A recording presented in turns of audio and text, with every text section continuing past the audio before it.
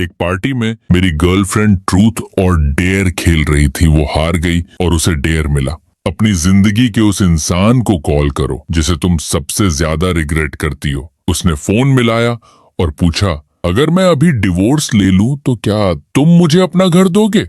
दूसरी तरफ से जवाब आया, हाँ। पूरा कमरा अचानक चुप हो गया। सबको लगा मैं गुस्से में टेबल पलट दूंगा, लेकिन मैंने शांत होकर अपनी उंगली से रिंग निकाल दी। हमने अभी तक ऑफिशियली शादी रजिस्टर नहीं की, अभी भी देर नहीं हुई। चलो यहीं खत्म करते हैं, मैं उसके लिए रास्ता साफ कर देता हूँ। मेरी गर्लफ्रेंड कुछ कहती उससे पहले ही मैं मुड़कर बाहर चला गया। रास्ते में मैंने बीजिंग में घर फोन किया। मॉम डैड, मैं वापस आकर शादी करने के लिए तैयार हूँ। मेरी माँ की खुश आवाज आई, ये तो बहुत अच्छी खबर है। शाओ फैन, तुम आखिर मान गए। तुम जियांग ग्रुप के इकलौते वारिस हो। अगर तुम इतने साल एक्सपीरियंस लेने बाहर ना जाते तो बहुत पहले कंपनी संभाल लेते तुम्हारे। हाँ, पिता और मैंने पहले से लड़की सोच रखी है, बस तुम्हारे यहाँ कहने का इंतजार था। उनकी राहत भरी आवाज सुनकर मुझे हल्का गिल्ट महसूस हुआ। मेरी आवाज नरम हो गई। सब कुछ आप लोग तय कर लें।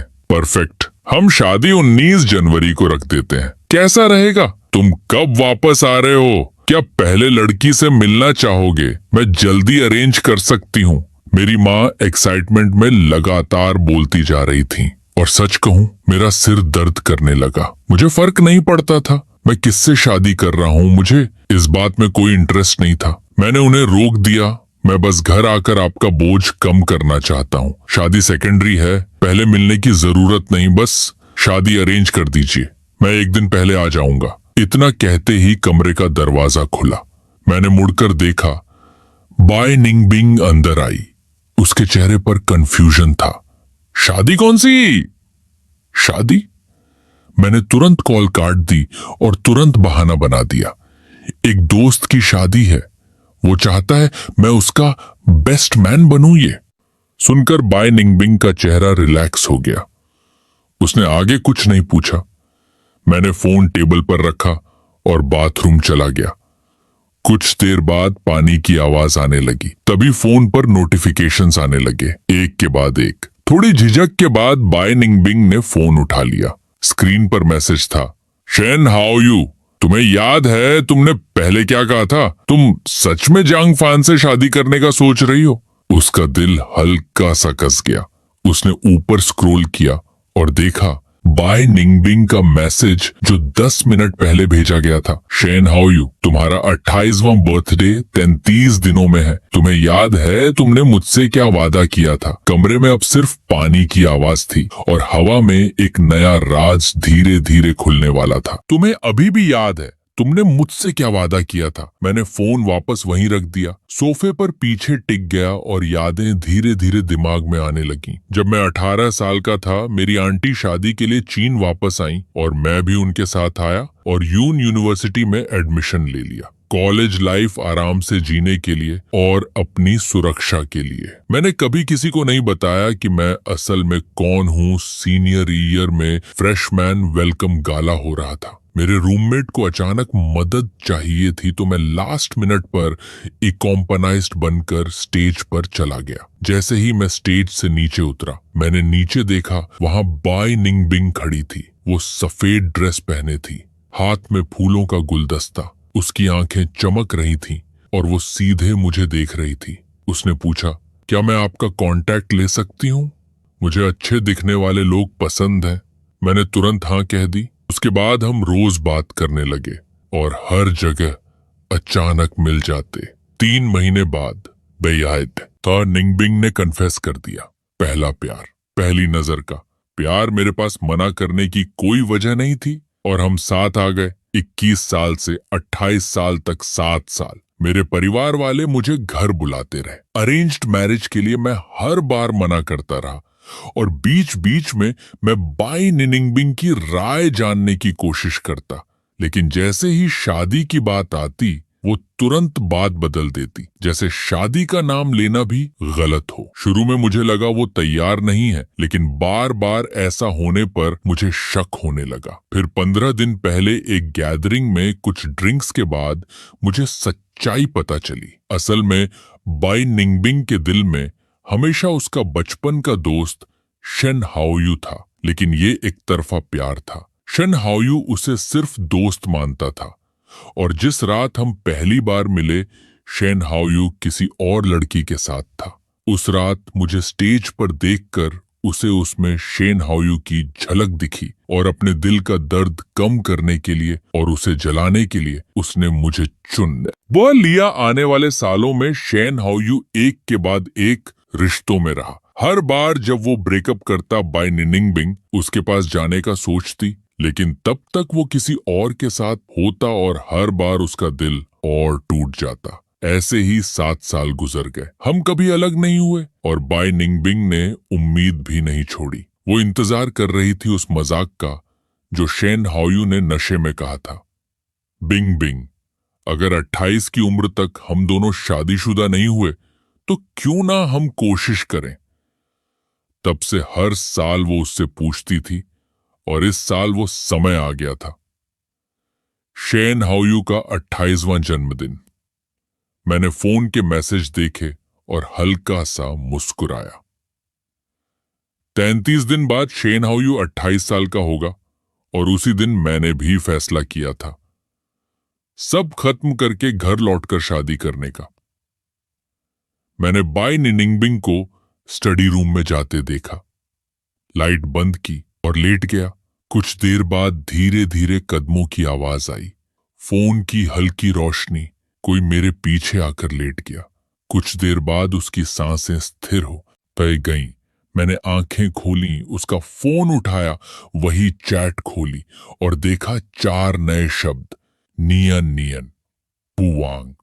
मतलब मैंने तुम्हें कभी भुलाया नहीं छोटे शब्द, लेकिन मैं समझ सकता था उसने कैसे टाइप किया होगा। शायद वो लंबा मैसेज लिख रही होगी, फिर डिलीट कर दिया होगा। हर शब्द सोच समझ कर लिखा होगा। डर की कहीं भावनाएं ज्यादा ना दिख जाएं और डर की कहीं वो समझ ना पाए। ऐसी नरमी वो सिर्फ शेन हाओयू के लिए दिखाती थी। मैं हल्का सा मुस्कुराया। वो उसी वादे के लिए जी रही थी। 28वें जन्मदिन का वादा। मैं पूरी रात जागता रहा। सुबह हुई, बगल में हल्की आवाज हुई। मैंने आंखें खोली। आज थोड़ा जल्दी काम से आ जाना। बाय निंगबिंग स्किन केयर लगा रही थी। वो मुझे देखकर बोली, क्या हुआ, कुछ खास है क्या? मैं कुछ देर चुप रहा, फिर धीरे से कहा, आज तुम्हारा बर्थडे है क्या? तुम भूल गई? बाय निनिंगबिंग कुछ पल के लिए रुक गई, फिर हल्का सा सिर हिलाया। पिछले 2 हफ्तों से उसका पूरा ध्यान सिर्फ एक चीज पर था, शेन हाओयू का 28वां बर्थडे, और उसका वो वादा। बाकी सब धीरे धीरे उसके दिमाग से निकल गया था। यहां तक कि अपना खुद का बर्थडे भी मैंने पिछले 2 महीनों के बारे में सोचा। वो सरप्राइज जो मैं चुपचाप प्लान कर रहा था। दिल में एक अजीब सा एहसास बैठ गया। बाय निंगबिंग ने मेरे चेहरे की तरफ ध्यान नहीं दिया। वो बस हल्के स्वर में बोली, इस साल सिंपल रखो, पहले जैसा कुछ नहीं। हर साल मैं उसकी बर्थडे पार्टी के लिए बहुत मेहनत करता था, बस उसे खुश देखने के लिए, लेकिन उसने कभी उस एफर्ट पर ध्यान नहीं दिया। इसीलिए मेरी आवाज में हल्की सेल्फ मॉकिंग आ गई। पार्टी पहले ही अरेंज हो चुकी है, सब लोग कंफर्म कर चुके हैं। अब कैंसिल करना लेट हो गया। ये सेलिब्रेशन 3 महीने से प्लान हो रहा था तब मुझे, और नहीं पता था कि उसके दिल में कोई और है। अगर पता होता तो मैं कभी ये सब अरेंज नहीं करता। मेरी बात सुनकर बाय निंगबिंग कुछ देर चुप रहे, फिर उसने फोन उठाया और कमरे से बाहर चली गई। दरवाजा बंद होने से पहले मैंने उसके माथे पर हल्की सी चिंता की लकीर देखी। ऑफिस पहुंचते ही मैं सीधे अपने मैनेजर के कमरे में गया और रिजेक्शन दे दिया। जब मैं बाहर आया तो पूरा ऑफिस चौंक गया। शाओ फैन, तुम जा रहे हो इतनी जल्दी? नई जॉब मिल गई क्या? इतनी जल्दी मूव कर रहे हो? कहीं तुम $1 बिलियन एम्पायर इनहेरिट करने तो नहीं जा रहे? मैंने हल्का सा मुस्कुराकर कहा, मैं घर जा रहा हूं शादी करने। सब लोग समझते हुए सिर हिलाने लगे। मेरा सबसे करीबी कॉलीग छिन हाओ पास आया। फैन, तुम्हारी गर्लफ्रेंड ने आखिर मान लिया। अचानक क्या बदल गया? मेरा समझाने का मन नहीं था। मैंने बात बदल दी। इन सालों में साथ देने के लिए धन्यवाद। आज डिनर मेरी तरफ से। काम के बाद हम 4 से 5 लोग डिनर के लिए गए। करीब 2 घंटे लगे। जब मैं होटल पहुंचा तो रात के 8 बज चुके थे। मैं जल्दी जल्दी कॉरिडोर से गुजरा, प्राइवेट रूम के दरवाजे तक पहुंचा। जैसे ही दरवाजा खोलने लगा, मैं रुक गया। अंदर से आवाज आ रही थी और वो आवाज मेरे कदम रोक देने के लिए काफी थी। दरवाजे के बाहर खड़े खड़े अंदर की बातें सुनकर मैं रुक गया। बाहर बहुत ठंड है। बिंग बिंग किसे लेने गई है? और कौन? शेन हाओयू। मैंने खुद सुना। शेन हाओयू ने कहा वो आज वापस आ रहा है। और बाय निंग बिंग तो जैसे उड़ती हुई बाहर चली गई। उसे लेने सच में आज बिंग बिंग का 28वां बर्थडे है और 1 महीने बाद शेन हाओयू भी 28 का हो जाएगा। तुम्हें नहीं लगता वो उस वादे को पूरा करने वापस आया है? मैंने सुना। शेन हाओयू फिर सिंगल है तो हाँ, काफी पॉसिबल है। लेकिन अगर वो दोनों साथ हो गए तो जियांग फैन का क्या होगा? हमने ये बात उससे 7 साल छुपाई है। उसे तो ये भी नहीं पता कि शेन हाओयू नाम का कोई इंसान है। वो पूरे 7 साल सिर्फ बाय निनिंगबिंग के लिए जीता रहा। क्या करें? बाय निनिंगबिंग को शेन हाओयू से प्यार हुआ और वो कभी निकल ही नहीं पाई। अगर शेन हाओयू ने वादा निभा दिया तो वो जियांग फैन को छोड़ देगी, ये पक्का है। बस उसकी किस्मत खराब है। वैसे भी जियांग फैन का कोई खास बैकग्राउंड नहीं और ब्रेकअप करना आसान रहेगा। हाँ, वो इन सालों में हम सबके लिए अच्छा रहा, लेकिन हम बिम्बिंग के बेस्ट फ्रेंड्स हैं। हमें उसका साथ देना होगा। जब ब्रेकअप होगा तो बिम्बिंग को मुश्किल में मत डालना। हम खुद हैंडल कर लेंगे। उसे कार दे देंगे, कुछ गिफ्ट्स दे देंगे। ब्रेकअप सेटलमेंट समझ लो। मैं दरवाजे के बाहर खड़ा सब सुनता रहा। मैं पहले ही जाने का फैसला कर चुका था और अब दिल में कोई दर्द भी नहीं था। उल्टा मुझे ये थोड़ा मजाक जैसा लगने लगा। बाय निंगबिंग मुझे छोड़ने वाली थी और वो भी अपने दोस्तों से ब्रेकअप करवा कर 7 साल। और आखिर में यही बस फर्क इतना था, इस बार पहले जाने वाला मैं था। तभी कुछ वेटर ड्रिंक्स लेकर आए। मैं रास्ता देने के लिए पीछे हुआ। दरवाजा खुल गया और अंदर की आवाजें अचानक बंद हो गईं। मैं मुस्कुराते हुए अंदर गया, जैसे कुछ हुआ ही नहीं। सबको ग्रीट किया। फिर बाय निंगबिंग अंदर आई। इस बार उसके साथ एक आदमी था। मैंने उसे देखा। हम दोनों में हल्की समानता थी, शायद 30 से 40%। मैं चुपचाप देखता रहा। बाय निंगबिंग उसे सबसे मिलाती हुई घूमती रही और आखिर में मेरे सामने आकर रुक गई। ये शेन हाओयू है, मेरे बचपन के सबसे अच्छे दोस्त। वो थोड़ा रुकी, फिर बोली, और ये मेरे ऑर्डिनरी फ्रेंड जियांग फैन। उसे लगा मैं गुस्सा हो जाऊंगा, लेकिन ऐसा कुछ नहीं हुआ। मैंने शांत होकर उसकी तरफ देखा, फिर थोड़ा पीछे हट गया, दोनों से दूरी बनाते हुए मुस्कुराया। मिस्टर शेन, आपसे मिलकर खुशी हुई। मैं बाय निनिंगबिंग का ऑर्डिनरी फ्रेंड हूं। परिचय खत्म हुआ। कमरे का माहौल फिर लाइवली हो गया। शेन हाओयू बहुत आउटगोइंग था, सबसे बात कर रहा था, गेम्स खेल रहा था। एक वक्त पर उसके हाथ कार्ड से भरे हुए थे। उसने कैजुअली कहा, कोई मुझे वाटरमेलन खिला देगा? बिना सोचे बाय निंगबिंग ने अपने फोर्क से तरबूज उठाया और उसकी तरफ बढ़ा दिया। 7 साल मैंने उसे कभी मेरे लिए ऐसा करते नहीं देखा था। शेन हाओयू ने भी इस बात को खास नहीं समझा। वो थोड़ा झुककर तरबूज खा गया, फिर अपना गिलास उठाया और आधा रेड वाइन पी गया। मैं कुछ मीटर दूर बैठा सब देख रहा था। बाय निनिंगबिंग ने वही गिलास उठा लिया और उसे नीचे रखा ही नहीं।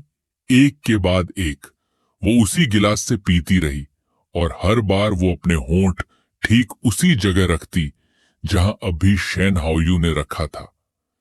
कुछ देर में वो साफ तौर पर नशे में दिखने लगी, लेकिन बर्थडे ट्रेडिशन तो निभाना था। सब लोग गाने लगे, हैप्पी बर्थडे। उसे खड़ा होकर मोमबत्तियां बुझाने को कहा गया। शोर से भरा कमरा अचानक शांत हो गया। मैं खड़ा हुआ, केक खुद उसके सामने लाया और मोमबत्तियां जला दी। बाय निंगबिंग ने केक पर लिखे 28 को देखा, अपने माथे को दबाया, नशा कम करने की कोशिश की। उसकी धुंधली आंखें धीरे धीरे कमरे में घूमी, फिर उसने एक उंगली उठाई। इस साल मैं विश नहीं मांगना चाहती, मैं एक सवाल पूछना चाहती हूं। इतना कहकर उसने सीधे शेन हाओयू की तरफ इशारा किया। हाउ यू, तुम भी 28 के होने वाले हो। मैं तुमसे पूछना चाहती हूँ, क्या तुम्हारी अभी गर्लफ्रेंड है? कमरे में अचानक सन्नाटा छा गया। सबने एक दूसरे को देखा। शन हाउ थोड़ा चौंका, फिर बोला, नहीं, मेरी कोई गर्लफ्रेंड नहीं है। कुछ सेकंड की खामोशी, फिर कमरा अचानक शोर से भर गया। उसकी कुछ क्लोज फ्रेंड्स जो पहले ही नशे में थीं, खड़ी हो गईं और बाय निंगबिंग और शन हाउ को पास धकेलने लगी। चीयर करते हुए मैं वहीं बैठा रहा, पूरे केओस के बीच, शांत संतुलित, एक ऑर्डिनरी फ्रेंड की तरह, जो कुछ नहीं जानता। पार्टी आधी रात के बाद खत्म हुई। सब लोग चले गए। मैंने बाय निंगबिंग को कार में बैठाया। वो अभी भी खुश थी, नशे में मुझसे टिककर बोल रही थी। उसकी आवाज भर आई, शन हाउ मत जाओ, मेरे साथ रहो। सबको तुम मिल जाते हो, लेकिन मुझे क्यों नहीं? मैंने तुम्हारा इतने साल इंतजार किया। हर दिन ड्राइवर सब सुन रहा था, हंसी रोक रहा था। जब हम पहुंचे वो बोला, सर आपकी गर्लफ्रेंड आपसे बहुत प्यार करती है। मैं हल्का सा मुस्कुराया। वो शन हाउ से प्यार करती है, लेकिन मैं शेन हाउ नहीं हूं। अगली सुबह बाई निनिंगबिंग उठी। उसे रात की बातें याद आ गईं। उसने तुरंत मेरा हाथ पकड़ लिया। आह फैन, कल रात मुझे बहुत पिला दिया गया। मैंने शायद कुछ बकवास कर दी। नशे में थी, दिल पर मत लेना। मुझे उम्मीद नहीं थी उसे सब याद होगा, और यह भी उम्मीद नहीं थी कि वो इतना कमजोर बहाना बनाएगी। लेकिन मैं शांत रहा, सिर हिलाया। ठीक है, मैं समझता हूं मेरे चेहरे को देखकर, जिस पर कोई भाव नहीं था। और फिर कल रात को याद करके बाय निंगबिंग को अजीब सा लगा। कुछ गलत था, लेकिन वो समझ नहीं पा रही थी। उसने जल्दी से टॉपिक बदल दिया। कल रात मैं सबके साथ बिजी हो गई, तुम्हें अकेला छोड़ दिया। जांग फैन, क्या तुम नाराज हो? आज काम के बाद हम डेट पर चलें। अपसेट, मुझे आज दोपहर कुछ काम निपटाना है, मैं नहीं जा रहा। जितना मैंने साफ मना किया, बाय निंगबिंग उतनी ही ज्यादा जिद करने लगी। उसे ये पूरा करना ही था। मैं उसे मनाने की कोशिश नहीं कर सका, इसीलिए मैंने मान लिया। शाम को मैं तैयार हुआ और बाहर निकलने ही वाला था कि छिन हाउ से मैसेज आया। फैन, क्या तुमने अपनी गर्लफ्रेंड को नहीं बताया कि तुमने रिजाइन कर दिया? वो तुम्हें ढूंढने आई थी, लगता है बहुत अपसेट है। मैसेज पढ़ने से पहले ही बाई निंगबिंग की कॉल आ गई। मैं थोड़ी देर के लिए स्क्रीन को घूरता रहा। आंखों में कुछ भारी सा महसूस हुआ। मैंने हिचकिचाते हुए कॉल उठाई। बाय निंगबिंग की आवाज तेज और घबराई हुई थी। तुम्हारे कॉलीग ने मुझे बताया कि तुमने रिजाइन कर दिया और तुम घर जा रहे हो शादी करने। मैं अभी सोच रहा था कि तुम्हें क्या बहाना दूं, उसने मुझे बोलने ही नहीं दिया। मैंने तुम्हें कहा था मैं शादी के लिए तैयार नहीं हूं। ये नहीं बदला। मुझे समझ आ गया। उसे लगा मैं उसे शादी के लिए दबाव डाल रहा हूं, इसलिए इतनी घबराई हुई थी। मैंने शांत आवाज में समझाया, यह सिर्फ मजाक था जो मैंने कॉलीग्स के साथ किया। उन्होंने शायद इसे सच मान लिया। मैंने रिजाइन इसलिए किया क्योंकि मैं थक गया था। मुझे बस थोड़ा ब्रेक चाहिए था। यह सुनकर उसकी आवाज का तेजपन धीरे धीरे कम हो गया। ऐसे मजाक मत करो। मैंने हल्की सहमति जताई। फिर उसने पूछा, कि मैं कहाँ हूं, क्या उसे मुझे मिलने आना चाहिए? मैं अभी एड्रेस देने ही वाला था कि मैंने पीछे हल्की हंसी सुनी। ये बिल्कुल शेन हाउ जैसी लग रही थी। जो शब्द उसके होंठों पर बनने वाला था वह बदल गया, और इसके बजाय उसने कहा, नेवर माइंड, और तुरंत कॉल कट गई। मैं स्क्रीन को घूरता रहा जैसे वो बंद हो गया। मैंने खुद पर हल्की मजाकिया सी मुस्कान दी। अगर उसे सच में मुझे ढूंढना होता तो इतनी जल्दी कॉल नहीं काटती। बस दिखावा कर रही थी, और किसी तरह मैं आधा भरोसा ही कर बैठा। मैंने एक टैक्सी रोकी और उस रेस्टोरेंट की तरफ चला जहां हमने मिलना तय किया था। सर्वर ने नाम पहचान लिया और सीधे ऊपर की प्राइवेट रूम में ले गया। मैंने दरवाजा खोला और मैंने देखा एक टेबल पूरी तरह खाना से भरी हुई थी, लेकिन बाय निनिंगबिंग कहीं नहीं थी। मेरा कंफ्यूज्ड होना देखकर ही था और सर्वर ने पोलाइटली झुककर समझाया, मिस बाय ने 10 मिनट पहले कॉल करके ऑर्डर दिया था। उसने कहा कि आप बिना उसके शुरू कर दें, कुछ काम आ गया। वो कह रही थी वो थोड़ी देर से आएगी। अभी वाली फोन कॉल को याद करते हुए सब कुछ साफ हो गया। कुछ काम आ गया, सही है। वो शेन हाओयू के पास चली गई थी। तकनीकी तौर पर यह झूठ नहीं था। उसके लिए जो भी उसके प्यार से जुड़ा, चाहे कितना भी मामूली, वह अर्जेंट माना जाता था। मैंने इस पर ज्यादा ध्यान नहीं दिया। मैं अंदर गया और बैठ गया। सर्वर ने ध्यान से मेरे यूटेंसिल्स खोले और हर डिश के बारे में बताया। मैंने टेबल पर फैले सीफूड को देखा और अपनी आंखें थोड़ी चौंकी हुई सी की। यूरोप में बिताए वर्षों में मैं कभी वेस्टर्न फूड के आदी नहीं हुआ और अंत में मैं अक्सर सीफूड खाता रहा। अब इससे मैं परेशान हो गया था। चाइना लौटने के बाद भी ये नहीं बदला। अगर हम पहले साथ में खा रहे होते तो शायद मैं बिना कुछ बोले खा लेता, सिर्फ पीस बनाए रखने के लिए। लेकिन अब मुझे इसका कोई मन नहीं था। मैंने सर्वर को हाथ हिलाकर बुलाया। टेबल साफ कर दीजिए, सर्वर ने हिचकिचाते हुए कहा। मिस बाय ने सब कुछ पहले ही पे कर दिया है मिस्टर जियांग। ये डिशेस काफी महंगे हैं। क्या आप श्योर हैं अगर हम इन्हें क्लियर करेंगे रेस्टोरेंट का पॉलिसी रिफंड नहीं देता? मैंने अपनी बैग से कार्ड निकाला। मैं समझता हूं, सब साफ कर दो और नया ऑर्डर लाओ। इसे इस कार्ड से चार्ज कर दो। चिंता मत करो, मैं कवर कर लूंगा। जब तक मैंने खाना खा लिया, ये बाय निंगबिंग अभी भी नहीं आई। मैंने इंतजार करना बंद कर दिया। मैंने बिल सेटल किया और घर चला गया। मैं अभी आधा रास्ता ही गया था कि एक के बाद एक मैसेजेस आने लगे। फैन, क्या तुम आज रात कहीं और रह सकते हो? हाओयू अचानक वापस आया और पुराना घर साफ नहीं है, वहां रहना मुश्किल है।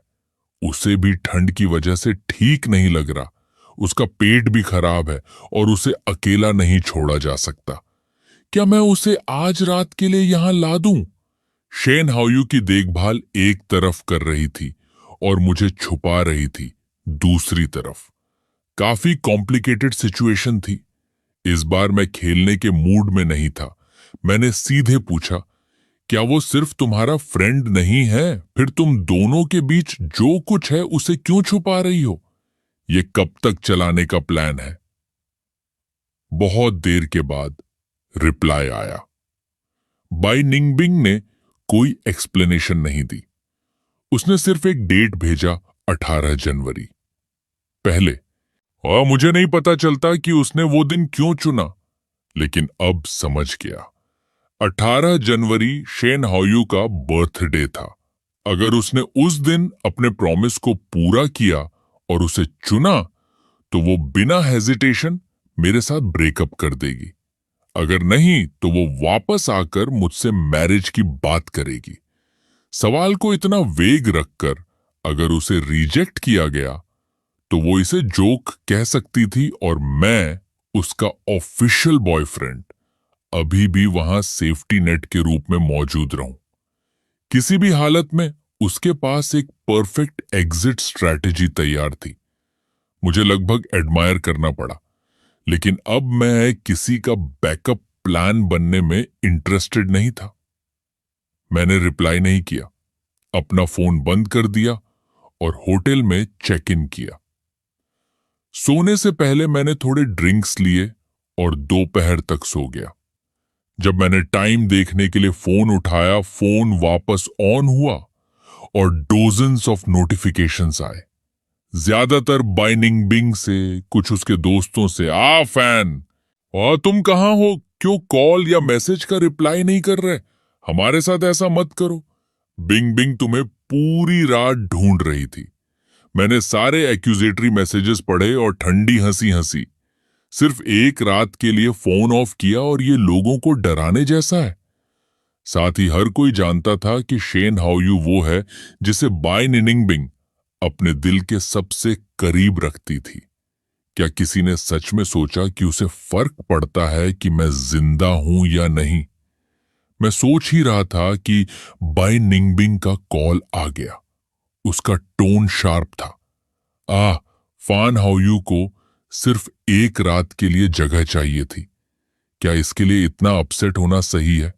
अगर तुम्हें अच्छा नहीं लगा तो भी इसे इस तरह हैंडल करना सही नहीं है। मुझे इसमें पढ़ने का मन नहीं था। मैंने उसे एक्सक्यूज दिया। मैं अपसेट नहीं हूं, मेरा फोन बंद हो गया था, बस इतना ही। किसी और समय बाय निंगबिंग इसे बिना सवाल किए मान लेती, लेकिन आज अरे किसी कारण से उसने पुश बैक किया। तो फिर तुम्हारा फोन हमेशा रीचेबल क्यों रहता था जब तक कि कल रात तक? कल रात क्यों? उसका सवाल मुझे रोक गया और अचानक सारे पुराने यादें रश कर आईं। कुछ साल पहले रात में बाय निंगबिंग को अचानक पेट में दर्द हुआ। उसने अपने सेक्रेटरी को कॉल करना चाहा और गलती से मुझे डायल कर दिया। जैसे ही मुझे पता चला, मैं दौड़कर उसके पास गया और मेडिसिन दी। पिछले साल वो वर्क के लिए विदेश गई। 7 या 8 घंटे का टाइम डिफरेंस था। उसने मेरे साइड का टाइम भूल गया और सुबह 3 या 4 बजे कॉल करके डॉक्यूमेंट के बारे में पूछा। मैंने खुद को उठाया, मॉनिटर सिस्टम खोला और उसे ढूंढने में मदद की। 3 महीने पहले मेरी एपेंडेक्टमी हुई। ऑपरेशन टेबल से अभी थोड़ी ही देर पहले मेरी एनेस्थीसिया से पूरी तरह बाहर नहीं आया था, तभी उसका मैसेज आया कि उसे मिल्क टी चाहिए। मैंने नर्स से कहा कि ला कर दे।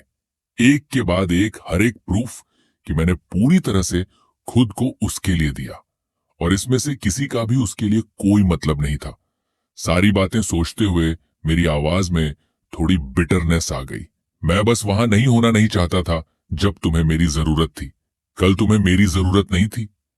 इन शब्दों का वेट कहीं अंदर गहरा उतर गया।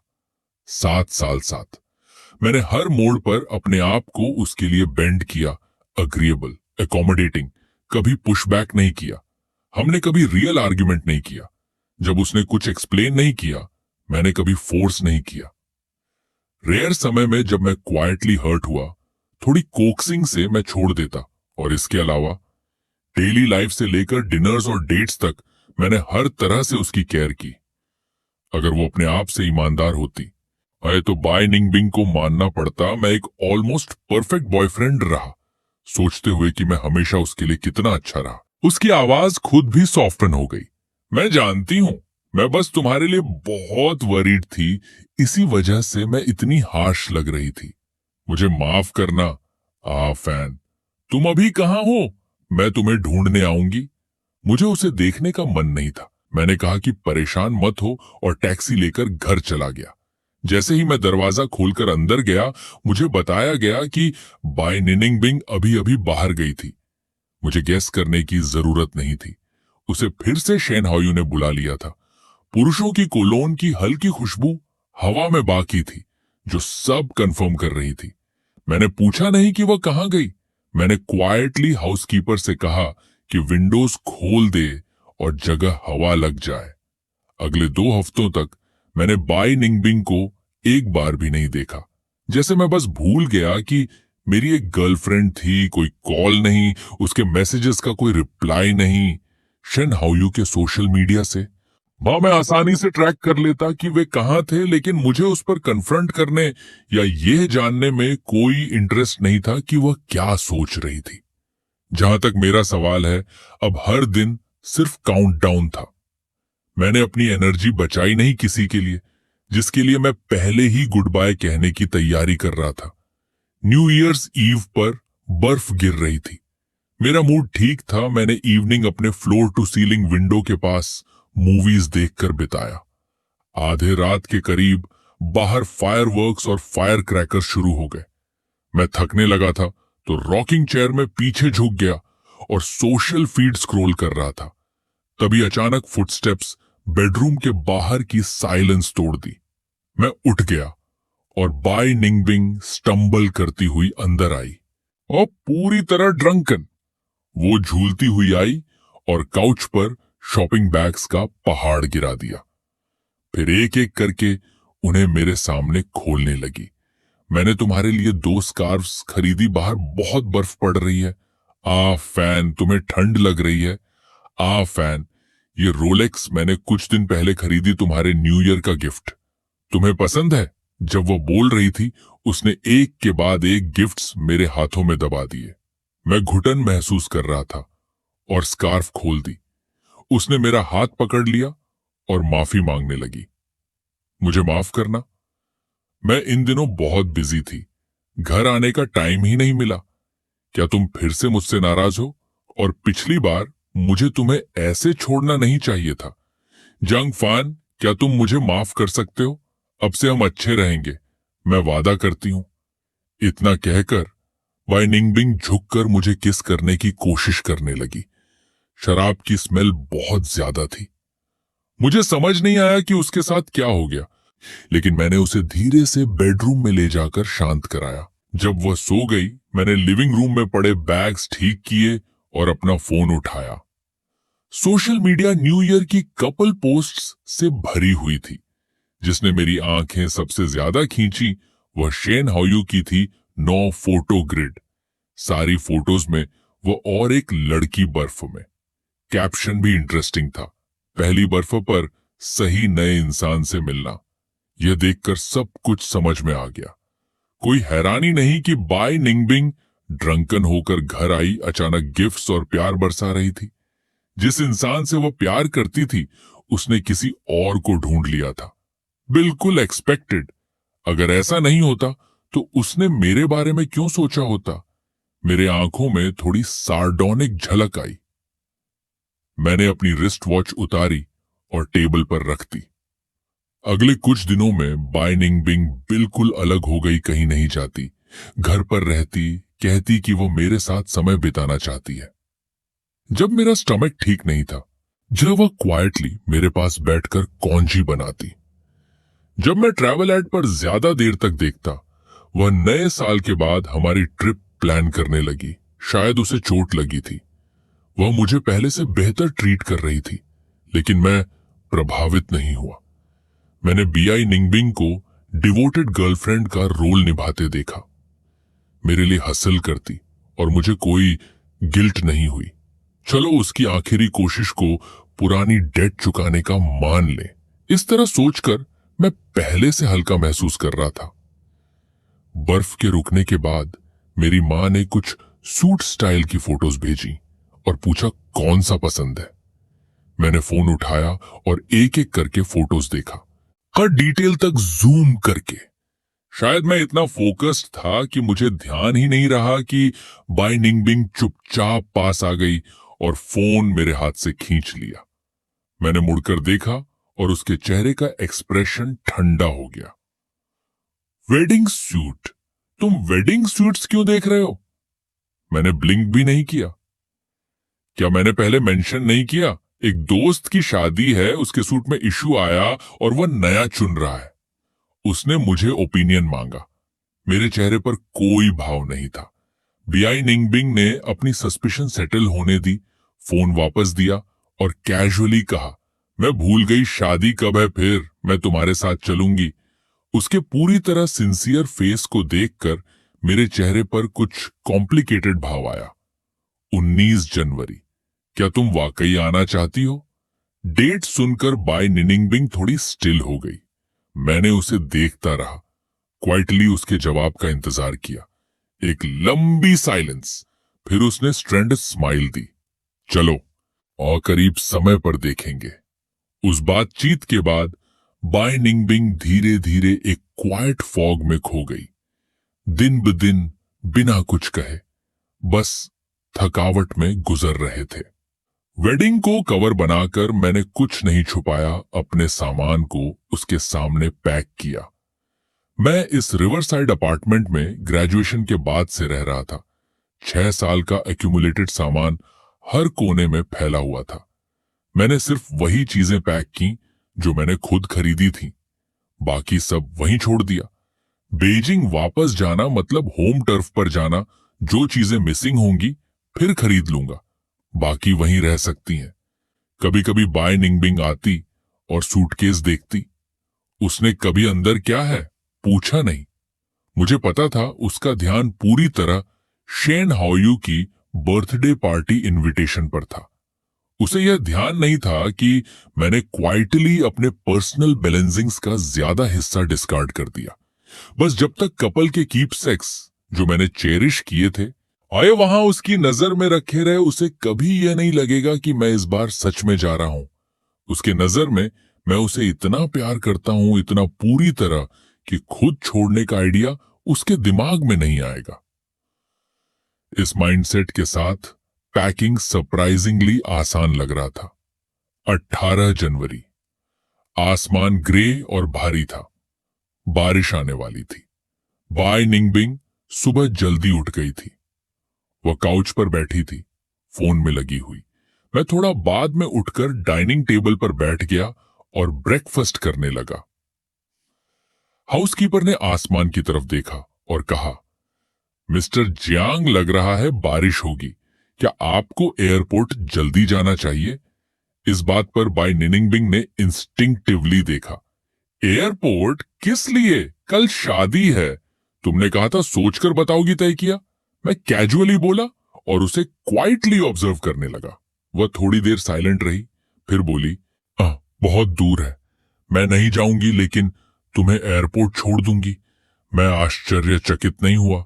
मैंने आखिरी टोस्ट खाया, बेडरूम गया और लगेज उठाया।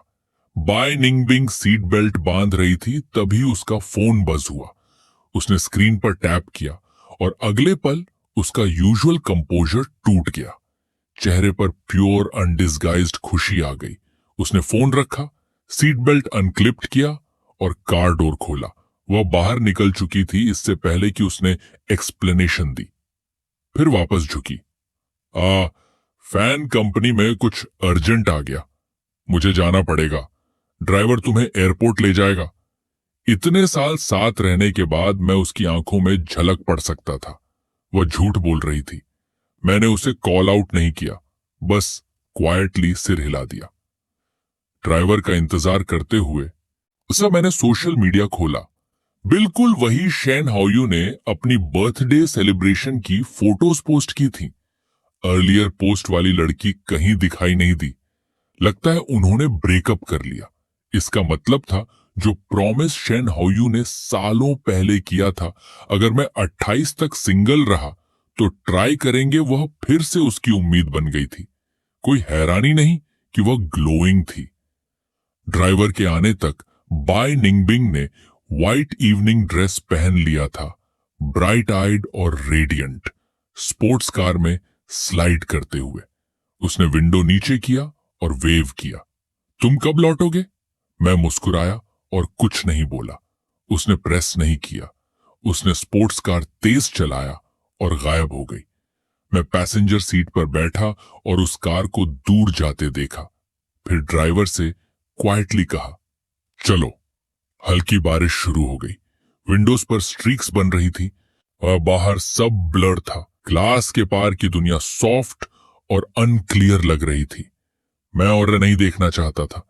मैंने आंखें बंद की और क्वाइटली कहा गुड बाय। और सच में अलविदा बोर्डिंग से ठीक पहले मेरे पिता ने कॉल की।